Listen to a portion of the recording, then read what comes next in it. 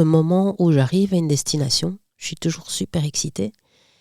Et une fois que j'arrive à destination, que je dépose mes bagages, que j'arrive dans mon logement, je suis là, j'ai fait bon. Enfin, surtout que si c'est un lieu que je ne connais pas, c'est et maintenant, je fais quoi?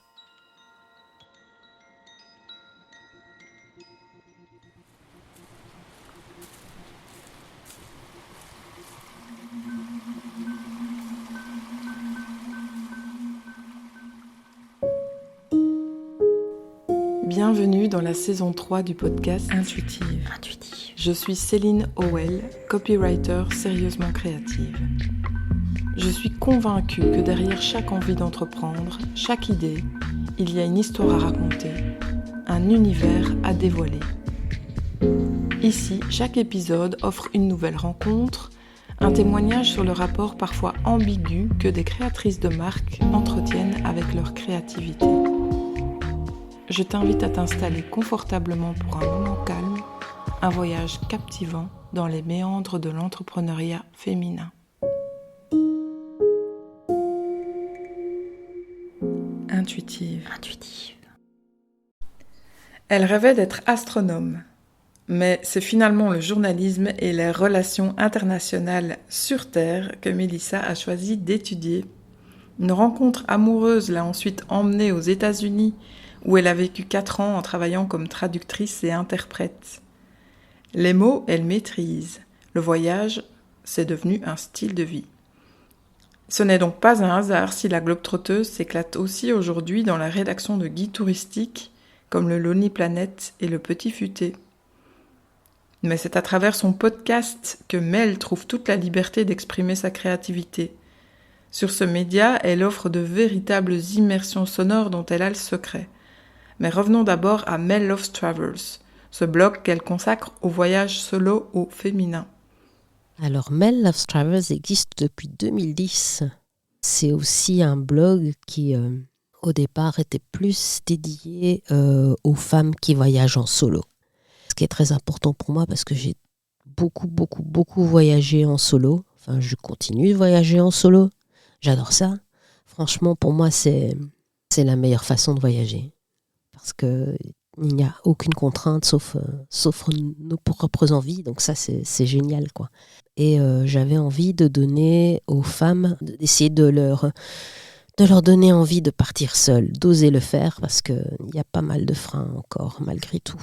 La question qui revient le plus souvent, c'est « Mais est-ce que je ne vais pas me sentir seule? Est-ce que je ne vais pas m'ennuyer ?»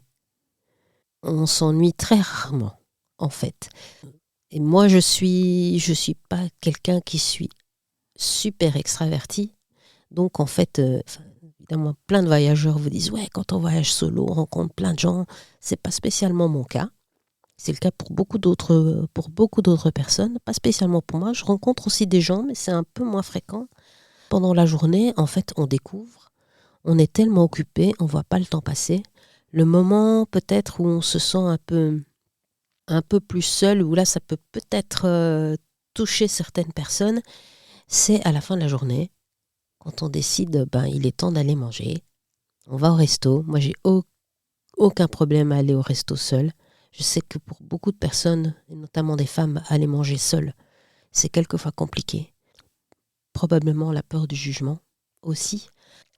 Et à ce moment-là, on se dit, parce qu'on se pose un petit peu, l'adrénaline de la découverte redescend, et puis quelquefois, je pense à mon avis, c'est là qu'on peut ressentir un peu plus de solitude. Mais moi, je m'en accommode très bien, c'est pas un souci.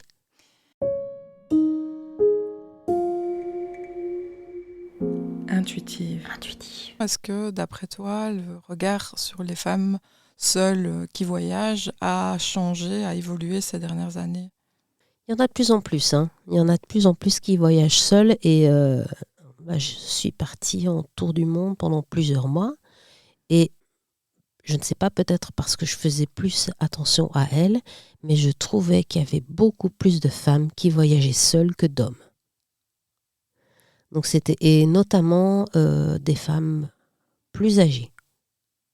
Aussi, pas tellement des jeunes, plutôt des femmes de 40, 50, 60 ans. J'ai même rencontré une dame de 70 ans qui voyageait seule. Je regarde un peu dans des forums de voyageuses où il y a beaucoup de jeunes filles qui racontent que oui, mes parents essaient de m'en dissuader, ils ont peur, ils veulent pas que je le fasse, alors que ce sont des jeunes femmes adultes, majeures. Mais il y a aussi, en plus de ses propres peurs, il y a aussi la peur des autres à gérer. C'est un processus comme beaucoup d'autres où il faut commencer petit, en fait. On commence par un week-end. Enfin, moi, c'est ce que j'ai fait, quoi. J'ai commencé par partir pendant de longs week-ends, 3-4 jours. Mon tout premier, vraiment, où là, je suis vraiment partie toute seule pour plusieurs jours, c'était quand même du genre du vendredi au lundi, quoi. À Tallinn, en Estonie. Puis après, ça plaît, on recommence une deuxième fois, et puis on commence à étendre, on commence à passer à 1 semaine, 10 jours, 15 jours. Et puis finalement, on se retrouve, on se retrouve à faire le tour du monde pendant plusieurs mois, voire plus longtemps, en solo. Il faut être prête à être confortable avec soi-même seul. Ça, c'est sûr. À un moment donné, ça va arriver. J'adore aussi être dans les transports, n'importe lesquels. J'adore ça. Parce que c'est toujours un moment de pause, un moment suspendu. C'est souvent le moment où je prépare ce que je vais faire, là où je vais arriver, parce que je ne suis pas une énorme planificatrice, à part mes logements. Quand je voyage pour moi, évidemment. Pour le boulot d'écriture de guide, évidemment, là, je dois beaucoup préparer. Mais quand je voyage pour moi, je ne prépare pas tout spécialement. Et souvent, c'est quand je suis dans les bus, dans les trains, dans les avions, dans les bateaux. J'en profite. J'en profite pour préparer un petit peu. Je me dis que finalement, je me laisse assez attirer par des petits chemins de traverse ou par la curiosité. Ça, simplement, je vais me balader, enfin j'ai mon chemin à suivre, je dis bon, ok, je vais voir ça. Et puis je passe à côté d'une rue, je regarde, je fais elle a l'air chouette cette rue, je vais aller voir.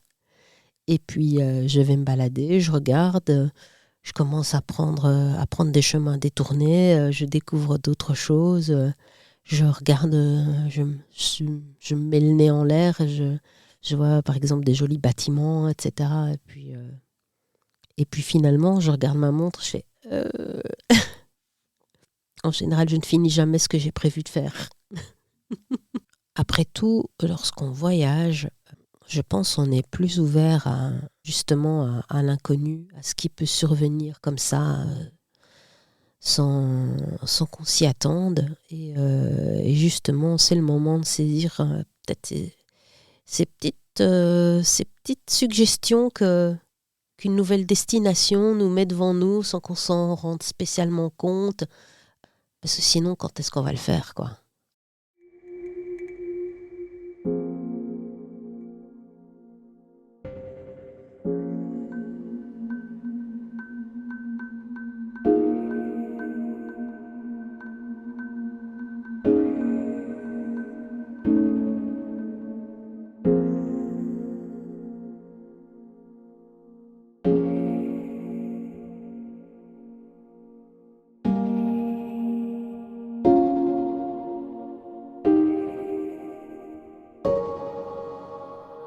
Avoir des idées nouvelles.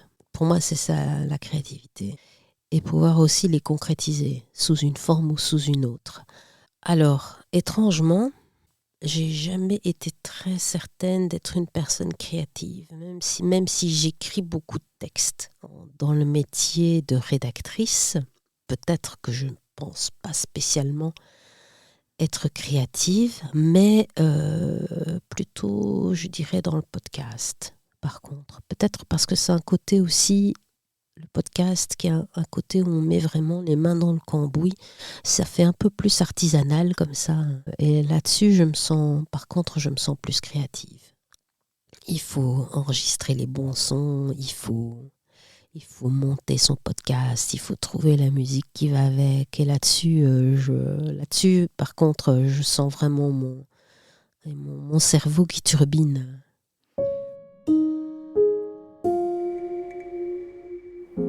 intuitive. Intuitive. J'ai écouté ton dernier épisode de podcast. Les derniers que j'ai écoutés, ce sont des épisodes qui sont complètement immersifs, donc où effectivement on entend les bruits et où tu crées presque une identité sonore, tu donnes une identité sonore à un endroit que tu visites.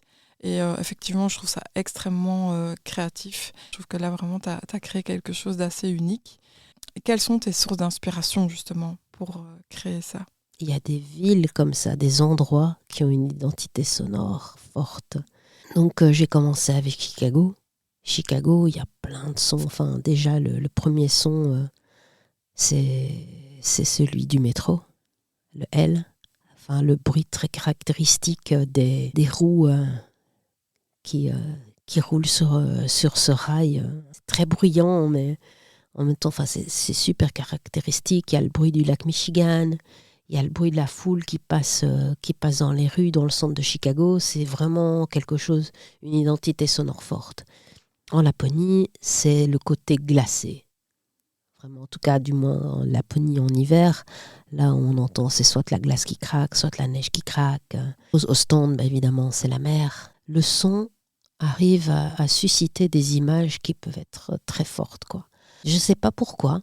À un moment donné, je savais que j'allais à Chicago. C'est la ville où j'ai habité pendant 4 ans. Je connais bien ces sons.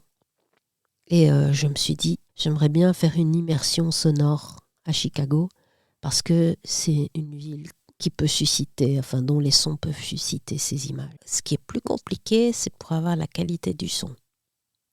Ça, c'est pas tout le temps facile parce qu'on est un peu en mode guérilla comme ça. Et d'autant plus que dans le cas de la Laponie, j'étais en voyage de presse avec un groupe, donc ça c'était encore moins facile à gérer, mais c'est assez fun.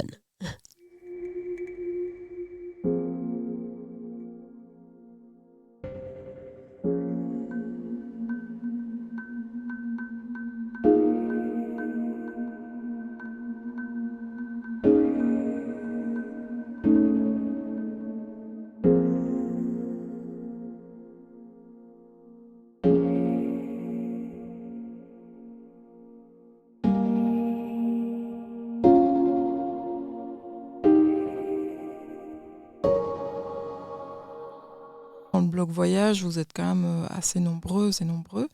Est-ce que voir ce que les autres font, ça peut stimuler de nouvelles idées ou au contraire, ça te bloque ? Alors, les réseaux sociaux, sauf dans le cadre, on va dire, professionnel, où là, tu es un peu obligé de te laisser inspirer par ce qui marche. Quand il s'agit de moi-même, je fais absolument pas trop attention à ce que font les autres, en fait, parce qu'il y a notamment, on va dire, notamment dans des gros comptes et dans le blog voyage, on retrouve un peu trop souvent les mêmes genres de clichés. Et moi, j'ai pas spécialement envie de me conformer à ça, quoi. Enfin, je peux admirer certains aspects créatifs des autres, notamment dans tout ce qui est vidéo, dans les reels par exemple, parce que personnellement j'aime pas les faire, j'aime pas faire ça m'embête, ça me prend trop de temps et justement je reconnais que ça prend du temps et qu'il faut il faut quand même être, je trouve, sacrément créatif pour faire un reel qui marche bien, mais j'ai jamais vraiment eu envie de suivre les autres en fait. On fait même plus trop attention en tout cas à Instagram. Enfin, j'aime bien publier les stories, ça j'adore. Mais publier dans mon fil maintenant, ça devient juste pénible parce que avec les changements qui ont été opérés sur Instagram, très peu de personnes, même les personnes qui sont mes followers, les voient. Comment dire, l'effort qu'on met dedans est très peu récompensé. Donc, je préfère les stories parce que c'est plus spontané, c'est plus fun. Et des photos et des vidéos éphémères, en fait, c'est ce qui marche, c'est ce qui touche le plus. Les stories, c'est vraiment quelque chose qui me convient bien. Puis j'aime bien montrer la vérité des choses aussi, donc voilà.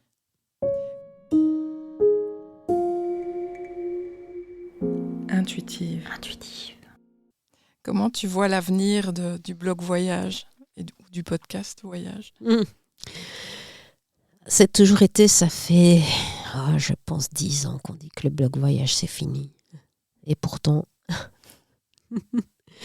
on est encore là, évidemment. Il y a maintenant, on va dire, il y a une menace qui est celle de l'intelligence artificielle, qui est déjà effective. Hein. On voit quelquefois des blogs qui ont été créés de toutes pièces, depuis le design jusqu'au contenu, par l'intelligence artificielle.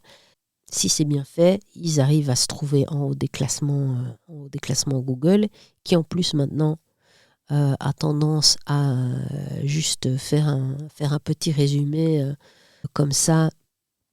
Les utilisateurs n'ont pas besoin d'aller jusqu'au site dont ils ont été rechercher l'information. Donc ça devient compliqué, mais en même temps, je pense que rien ne remplacera de toute façon l'humain, et je pense que ceux qui vont continuer en blog voyage avec de vraies expériences vécues par des vrais gens, je pense qu'ils vont ils vont acquérir une certaine valeur, on va dire entre guillemets, premium. Une forme d'expérience que les gens vont vouloir lire. Je pense à l'intelligence artificielle, pour le moment, en tout cas à l'avenir, je ne sais pas comment ça va être. Pour le moment, je pense qu'elle peut être efficace pour des renseignements généraux. Par exemple, pour te dire, oui, bon voilà, tu demandes à une intelligence artificielle, crée-moi un itinéraire de 5 jours pour visiter Rome. Il va te faire une bonne liste, en général. Peut-être un peu générique, mais il va te faire une bonne liste, avec des suggestions, etc. Mais si tu veux lire l'expérience de Rome, là, tu vas devoir aller sur un blog. Je pense que c'est aussi pour ça que les guides voyage continuent d'exister. C'est justement parce qu'il y a des humains derrière. On a été visiter ces endroits. On a fait l'expérience. C'est transmettre des impressions du vécu. Ce que pour le moment, l'intelligence artificielle ne sait pas faire. Intuitive. Intuitive. Est-ce que tu écoutes d'autres podcasts de voyage ou d'autres, hein? Est-ce qu'il y a d'autres domaines qui t'inspirent et qui finalement viennent nourrir ta créativité? Oui, j'écoute assez bien de podcasts, mais ils sont très différents. J'écoute des podcasts voyage comme celui des Globe Bloggers, par exemple. Et puis, il y en a un autre, Bourlinguer. C'est l'expérience de personnes qui ont vécu pendant un certain moment dans un pays, qui veulent parler d'un pays, d'une ville ou d'une région qui les a marqués. C'est toujours... et puis, il y a des destinations qui sont quelquefois complètement insolites. Donc, ça, c'est toujours très, très sympa à écouter.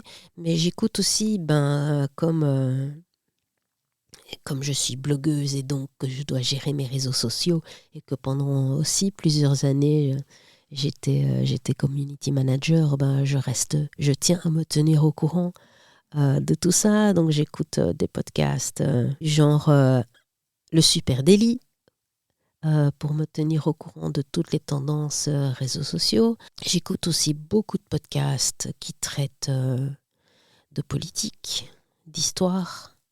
Par exemple, je pense à l'heure du monde. Parmi les les podcasts de voyage les plus sympas, je pense qu'il y a vraiment un mélange d'immersion, de vécu. Je pense la France baladeuse. C'est vraiment très très chouette. Oui, ce sont des expériences de voyage en France, mais c'est du voyage au long cours, où Paul, qui est le podcasteur, prend le temps de parler aux gens. Et je pense que quand il fait un épisode, il est là pendant un certain temps dans la destination pour vraiment, vraiment bien l'appréhender. C'est une espèce on va dire, une forme de podcast au long cours qui est assez sympa. Donc voilà, là-dessus, je trouve que c'est très, très intéressant comme podcast et comme inspiration.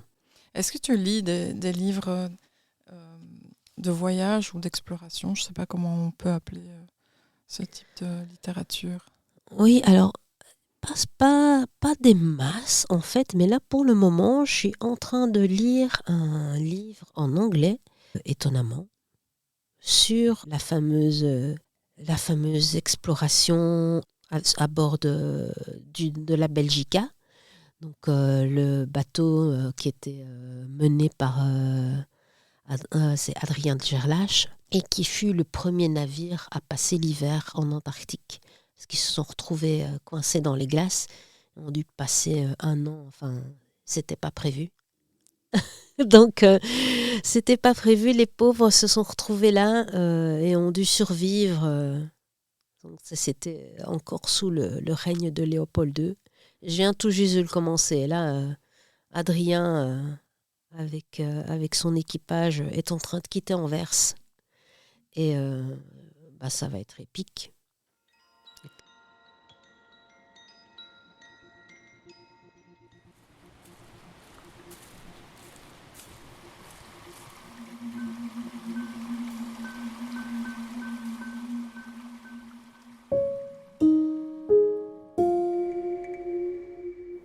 Intuitive. Merci d'avoir écouté cet épisode. Pour soutenir le podcast, rien de plus simple. Partage-le autour de toi, abonne-toi et donne-lui 5 étoiles dans Apple Podcast ou sur ta plateforme d'écoute préférée. Pour découvrir mes invités et toute mon actu en avant-première, inscris-toi gratuitement à ma newsletter via mon site internet celine-howell.com.